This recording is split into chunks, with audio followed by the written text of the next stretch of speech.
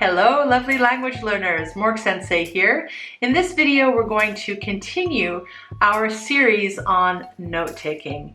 In part 2, we talked about 4 verbal cues or hints given by a lecturer that can remind you what is important and what you should write down. Do you remember what they are? If not, you can review that video as many times as you like. Verbal cues are all the things that a lecturer says. However, it's useful to pay careful attention not only to a lecturer's verbal cues, but also how the lecturer speaks to help you decide what to write in your notes. These non-verbal cues are what I'm going to share today. Non-verbal cues include tone of voice, talking speed and intonation, gestures, and facial expressions. Tone of voice tells you the emotion of the speaker.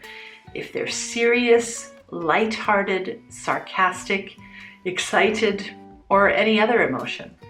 This influences the meaning of the lecture.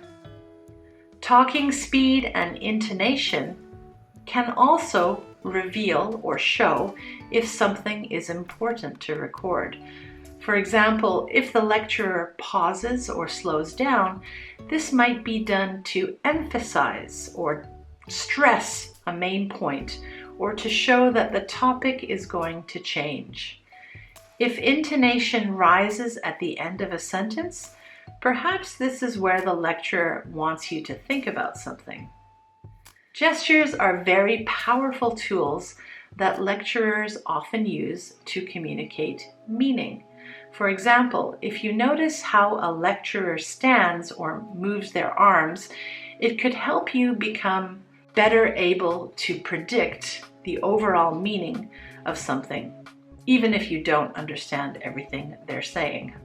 Similarly, a lecturer's facial expressions also carry a lot of meaning. Raised eyebrows, a wink, a smile might all be able to inform you more than words in many cases. Now, of course, nonverbal communication can be specific to a speaker's culture and their individual characteristics. So there's a lot to cover, and I won't go into any more details in this video. For now, just know that there are several types of lecture cues. Knowing just that can help you to be aware when you try to follow a lecture and make decisions about what you need to write in your lecture notes. Once again, the main types are organization cues, information cues, relation cues, discourse cues, and the point of this video today, non-verbal cues. Next time you listen to a lecture in English, try to listen for these cues. Knowing what to record can be really challenging, but listening for cues will help you. Note-taking is a skill, and you probably won't be good at it in the beginning. For that reason, if you're wondering, should I write that down? I suggest that yes, you should, but KISS, not kiss, not the gesture. KISS stands for keep it short and simple. And here's a bonus tip. If you notice that your teacher has repeated the same information twice or more, or has repeated something that was discussed previously, write it down, circle it, underline it, do something to tell your brain to pay attention. It's probably important if the teacher repeats something.